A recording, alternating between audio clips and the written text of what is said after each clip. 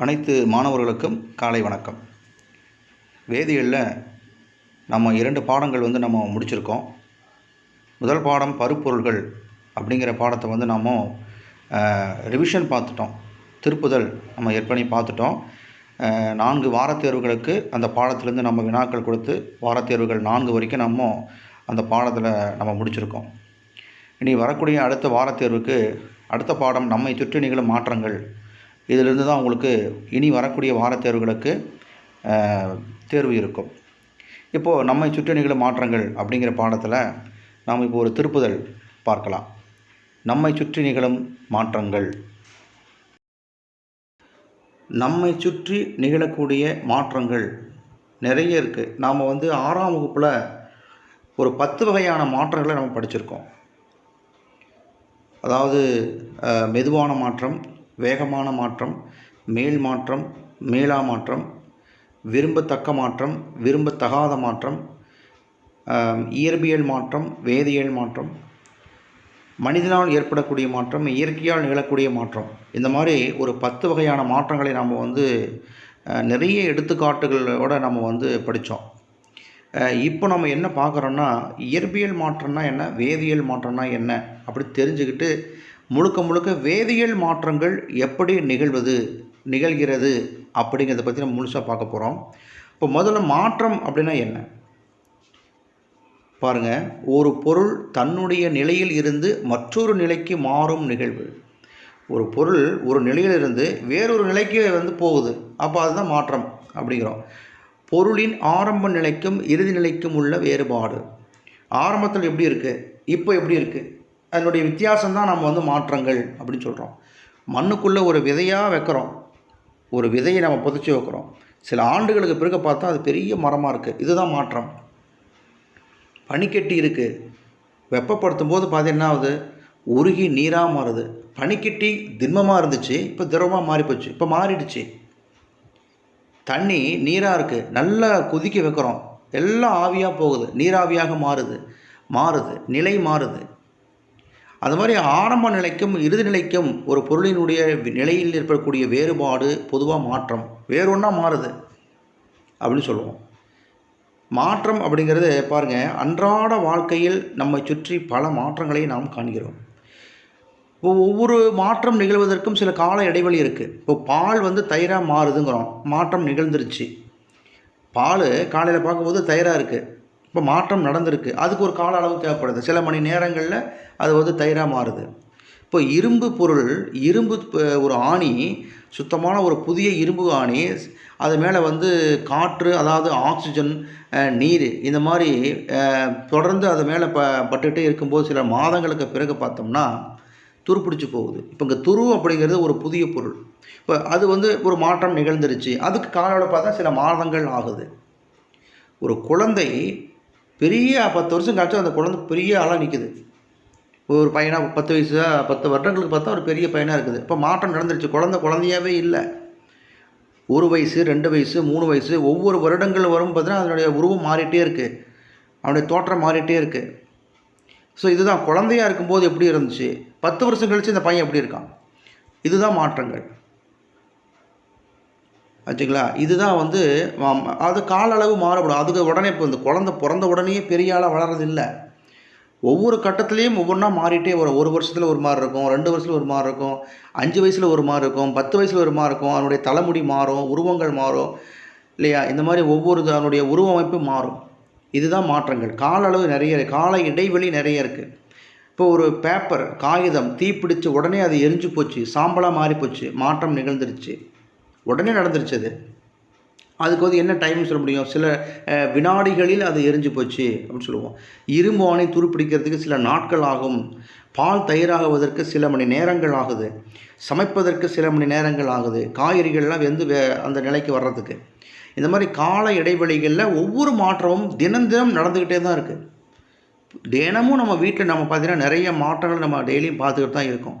இது எல்லாமே மாற்றங்கள் தான்.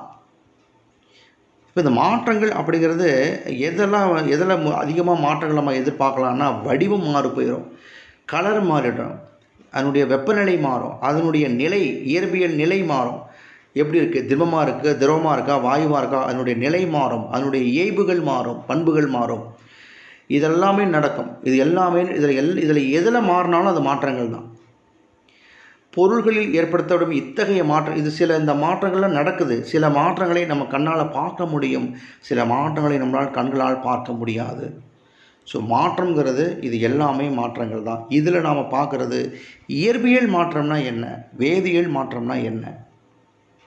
இயற்பியல் மாற்றங்கள் இது ஒரு தற்காலிகமான மாற்றம். ஏன் அப்படின்னா அது கொஞ்ச நேரத்துக்கு தான் அந்த மாற்றம் இருக்கும். கொஞ்ச நேரம் கழித்து இது வேறு ஒரு மாற்றமாக மாறிடும். ஒரு பொருளின் வேதியியல் இயல்பு மாறாமல் அதன் இயற்பியல் பண்புகளில் மட்டும் மாற்றம் நிகழ்வது. இயற்பியல் பண்புகள்லாம் நல்லா ஞாபகம் வச்சுங்க. நிறம், அளவு, பருமன், வெப்பநிலை, இந்த மாதிரி அதனுடைய இயற்பியல் பண்புகள், அதாவது தோற்றத்தில் மாற்றம் ஏற்படக்கூடியவைகள் தான் இயற்பியல் பண்புகள். அப்படி நடக்கும். ஆனால் வேதியியல் பண்புகள், அதாவது வேறு ஒரு புதிய பொருளாக அது மாறாது. அப்போ வேதியியல் பண்புகளில் மாற்றம் இருக்காது, வேதியியல் இயல்பு மாறாது. இயற்பியல் பண்புகளில் மட்டும் மாற்றம் நிகழ்வது இயற்பியல் மாற்றங்கள். புதுசாக வேறொரு பொருள் அங்கே எதுவும் உருவாகாது. இப்போ எடுத்துக்காட்டு பாருங்கள், பனிக்கட்டி உருகுதல். ஏன் பனிக்கட்டி உருகுதல்? பனிக்கட்டி திண்மம், அது உருகுச்சுன்னா நீராக மாறும். அப்போ மாற்றம் நடந்துருச்சு. இது மீண்டும் அந்த தண்ணி என்ன செய்யும், மறுபடியும் நம்ம உரைய வச்சோம் அப்படின்னா அது மறுபடியும் திண்மமாகவே மாறும், அதாவது பனிக்கட்டியாகவே மாறும். அப்போ இயற்பியல் மாற்றங்கள் எல்லாமே என்னென்னா மீளும் தன்மை உடையவை, மீண்டும் தன் பழைய நிலைக்கே வந்துடும். புதிய பொருள் எதுவும் உருவாகாது. பனிக்கட்டியாக இருக்கும்போதும் அதனுடைய மூலக்கூறு வாய்ப்பாடு H2O தான். நீராக மாறும்போதும் அதனுடைய மூலக்கூறு வாய்ப்பாடு H2O தான். ஏன்னா நம்ம போன பாடத்திலே படித்தோம். 3 நிலைகளில் வரக்கூடிய ஒரே ஒரு பருப்பொருள் எது அப்படின்னா அது நீர் தான். திண்மமாக இருக்கும், திரவமாக இருக்கும், வாயுவாக இருக்கும். திண்மம்னா பனிக்கட்டியாக இருக்கும், திரவம்னா நீராகவும் இருக்கும், வாயுனா நீராவியாக மாறும். இப்போ நீராவியை நம்ம குளிர வைக்கும்போது என்ன ஆகுது, அதனுடைய நீராவி சுருங்கி நமக்கு நீராக மாறும். ஆவி சுருங்குதல் அப்படின்னு படித்தோம். அப்போது பனிக்கட்டி உருகுதல் இயற்பியல் மாற்றம். உப்பு அல்லது சர்க்கரையை கரைசலாக்குவது. ஒரு தண்ணியில் உப்பை போட்டு கரைக்கிறோம், கரைஞ்சி உப்பாக இருக்கும்போது திண்மமாக இருக்குது, கரைஞ்சி போச்சுன்னா அது கரைந்த நிலையில் இருக்குது, எங்கேயும் காணாமல் போகலை. தோற்றத்தில் மாற்றம் ஏற்பட்டிருக்கு, அவ்வளோதான். வேறு ஒரு பொருளாக அது மாறலை. சர்க்கரை பார்த்திங்கன்னா திண்மமாக இருக்குது, அதை நம்ம தண்ணியில் போட்டு கரைச்சும் போது கரைந்த நிலையில் தான் இருக்குது, அதுவும் காணாமல் போகலை. ஏன்னா நம்ம இனிப்பு நமக்கு தெரியுது. இதெல்லாம் நம்ம சொல்லலாம். ரப்பர் வளையத்தில் இருக்கிற ரப்பர் பெருசாக இழுத்தோம்னா பெருசாக போச்சு, விட்டுட்டோம்னா மறுபடியும் பழைய மாதிரியே வந்துருச்சு. அப்போ மேலும் தன்மையை நம்ம ஞாபகம் வச்சுக்கலாம். புதிய பொருள் அங்கே எதுவும் உருவாகாது. இதுதான் இயற்பியல் மாற்றங்கள். வேதியியல் மாற்றங்கள் அப்படின்னா வேதியியல் பண்புகளில் மாற்றம் இருக்கும். கண்டிப்பாக அது வேறு ஒரு பொருளாக மாறி போயிடும். இரும்பு, ஆக்சிஜன், நீர். அப்போ இரும்பு மேலே இந்த ஆக்சிஜனும் நீரும் பட்டால் அது மேலே துரு பிடிச்சி நமக்கு பார்த்தீங்கன்னா நமக்கு ஒரு படலை மாதிரி இருக்கும். நம்ம தாப்பால் பூட்டுலாம் துருப்பிடிச்சு போச்சுன்னா நமக்கு பார்த்துருப்போம், அந்த மாதிரி மாறிடும். இரும்பு ஆக்சைடு அப்படிம்பாங்க துருவை. அந்த மாதிரி புதிய பொருளாக மாறும். வேதியியல் பண்புகளில் மாற்றம் ஏற்படும். இப்போ பால் அதனுடைய தன்மை வேறு, தயிராக மாறும்போது அதனுடைய தன்மை வேறு, அது வேதியியல் மாற்றம். இரும்பு துருப்பிடிக்குது, அது வேதியியல் மாற்றம். ஒரு மரத்தை போட்டு எரிச்சிட்டோம், மரமாக இருக்கும்போது அதனுடைய தன்மை வேறு, எரிஞ்சால் அது சாம்பல் அப்படின்னு ஒரு புதிய பொருளாக உருவாகுது. அப்போ வேதியியல் மாற்றங்கள். இந்த மாதிரி வேதியியல் மாற்றங்கள், வேதியியல் பண்புகளில் மாற்றங்கள் ஏற்பட்டால் அது வேதியியல் மாற்றங்கள். இந்த வேதியியல் மாற்றங்கள் புதிய பொருளை உண்டாக்கும். புதுசாக வேறொரு பொருளாக மாறும், அதனுடைய தன்மையை வேறு ஒரு பண்பாக தான் இருக்கும். மரம் எறிதல், சோளத்தை நம்ம பொறிக்கிறது, ஆபரணங்கள், வெள்ளி ஆபரணங்கள் பார்த்தா கருத்து போயிடுது. அது வெள்ளி ஆபரணங்கள் மேலே அப்படியே நமக்கு கலர் மங்கி போகுதுன்னு சொல்லுவாங்களே, கொலுசெல்லாம், அது இரும்பு துருப்பிடிக்கிறது. இது எல்லாமே வேதியியல் மாற்றங்களுக்கான எடுத்துக்காட்டுகள். இப்போது இதில் இருந்து என்ன தெரிஞ்சுக்கிறோம் அப்படின்னா, இந்த வேதியியல் மாற்றங்கள் அப்படிங்கிறதுல நிகழ்வதற்கு சில சொல்கிறோம். எப்படி அப்படின்னா, 2க்கு 1க்கு மேற்பட்ட பொருள்கள் இணையிறத வினை படுபொருள்கள் அப்படிம்போம். இந்த 1க்கு மேற்பட்ட பொருள்கள் இணைந்து கிடைக்கக்கூடிய பொருளை வினை விளை பொருள்கள் அப்படிம்போம். சேரக்கூடிய பொருள்களை வினை படுபொருள்கள், கிடைக்கக்கூடிய பொருள்களை விளை பொருள்கள், வினை விளை பொருள்கள் அப்படிம்போம். அப்போது வேதி மாற்றம் நிகழும் வினைக்கு வேதி வினை அப்படின்னு சொல்லுவோம்.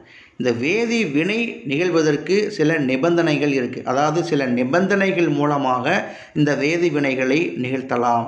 அப்படி இந்த வேதி வினைகள் நிகழ்வதற்கு தேவையான சில காரணிகள் என்னென்ன நிபந்தனைகள் மூலியமாக இந்த வேதி வினைகளை நிகழ்த்த முடியும் அப்படின்னா, இயல்பியல் நிலையில் சேர்தல், இயல்நிலையில் சேர்தல், கரைசல் நிலையில் உள்ள வினைப்படு பொருள்கள். வினைப்படு பொருள்கள்னால் சேரக்கூடிய பொருள்கள் பேர் வினைப்படு பொருள்கள்.